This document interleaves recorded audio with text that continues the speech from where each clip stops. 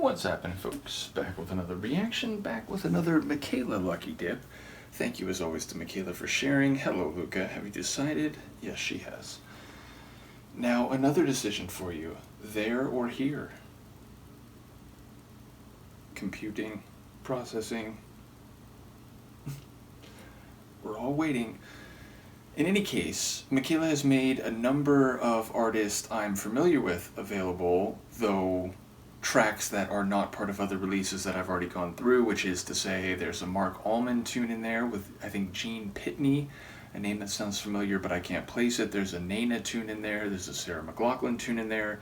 But something that jumped out at me when I opened the folder the last time, she's still pondering, and the decision is now made, is a track by, is it Everything But the Girl? What is the, yeah, Everything But the Girl, which is an interesting group name. I feel like I've seen it or heard it somewhere before, but I can't think of any songs that I would know, including Missing. I don't think I've ever heard Missing by this group, artist, I'm guessing group. In any case, I was sufficiently intrigued because the title and the group name almost seem to read one into the other. So yes, perhaps, I suppose it's possible that I may recognize this, if only because the group name, again, I've seen it somewhere before. In any case, let's give it a listen. This is Everything But the Girl, and the song is Missing. I step off the train, I'm walking down your street again, I passed your door, but you don't live there anymore. It's years since you've been there, and now you disappeared somewhere, like out of space. You found some better place, and I miss you, like the deserts miss the rain. Oh, And I miss you, oh, like the deserts miss the rain. that line, And could you be dead? You always were 2 steps ahead of everyone. You walk behind while you would run. I look up at your house, and I can almost hear you shout down to me, where I always used to be. And I miss you,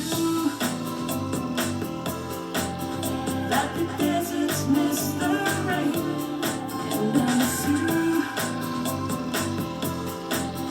like the deserts miss the rain. I'm back on the train, that's why did I come again? Can I confess, I've been hanging around your address, and the years have proved to offer nothing since you moved. You're all gone, but I can't move on, and I miss you. Oh, like the deserts miss the rain, and I miss you. Yeah. Like the deserts miss the rain. I step off the train, I'm walking down your street again, past your door. I guess you don't live there anymore. It's years since you've been there, and now you've disappeared somewhere, like out of space. You found some better place, and I miss you. Yeah, and I miss you. You found some better place, and I miss you. Like the deserts miss the rain, and I miss you. Yeah.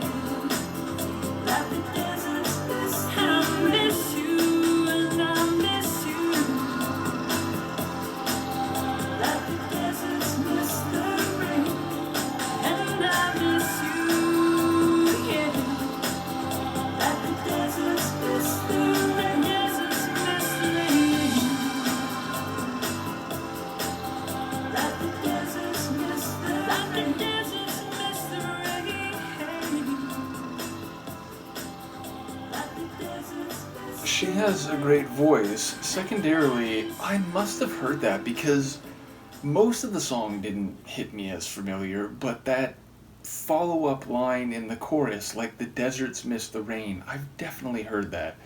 So, yeah, maybe it was a snippet, like, in a TV show or something like that, but that one specific aspect of the tune struck a distant chord and I've heard it somewhere. But again, most of the tune, it didn't hit me that way. It was like, it was as new as anything. So, yeah, I'm guessing I heard like a fragment of it, a snippet of it, and that was the part. So, number one, not only does she have a beautiful voice, but the whole tune has this mellow, smooth sound to it, and I especially enjoyed when it really broke down in that latter third, and it was just the vocals and the ambient atmosphere, like, pad synths, and then I like the way, it brought back the bass line first, and then it came fully back in with the percussion. But I especially enjoyed the mood of the tune, is I guess what I'm trying to say. Also, and I always do this with music that is new and or less familiar, I make associations. This felt like if you took Sade, a little bit of Sarah McLachlan, and maybe Fleetwood Mac, and somehow mixed it together and, created a new musical DNA. So yeah, like there were aspects of all three of those artists slash groups that I identified in certain sonic elements in this tune, but I love it. I love, again, the mellow but like thoughtful and a bit melancholic, I was going to say attitude of the tune. More, again, the atmosphere or the tenor or mood of the tune. And yeah, like lyrically, I think it's pretty straightforward. The idea of going to a place, including this person's house where they used to live, but they're not there anymore. They're missing, and their presence is missing. The emotional connection that you would have felt, or she would have felt, with this other person before, it's all absent, it's all ghostly, it's all missing. So it's not unlike, was it a Mel Torme tune? I think it was a Mel Torme tune I did recently. It was like Stranger in This Town, where all the people he knew, all the haunts were different, the house was different, the person wasn't there anymore, and it was like the physical place and infrastructure of past experiences, memories, and emotions, but the substance of them was drained, it was missing. So it feels like that's a very similar thing happening here.